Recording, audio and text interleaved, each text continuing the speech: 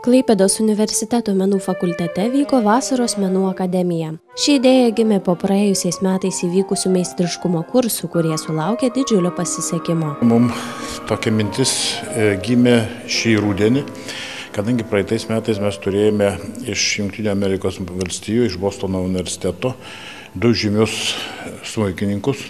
Tai yra Dana ir Jurijus Mazurkevičiai, kurie jau seniai ten gyvena ir dirba.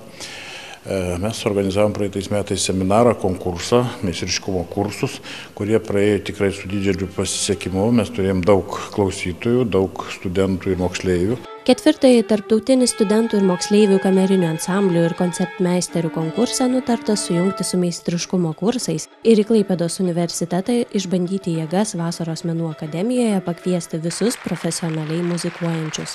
Tarptautinėme konkurse dalyvių šiemet sulaukta iš Lietuvos, Latvijos, Estijos, Lenkijos ir Kaliningrado. Tokio lygio konkurse surinkta ir garbi tarptautinio lygio komisija.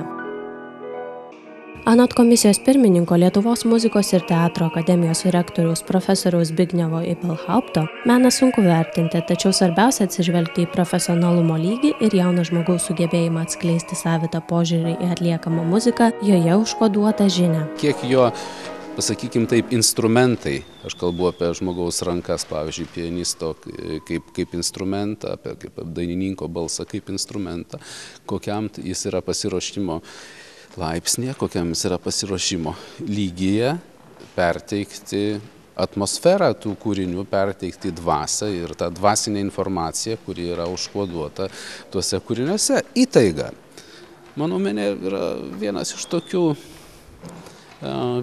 tokių pačių svarbiausių poveikio šaltinių – įtaigumas.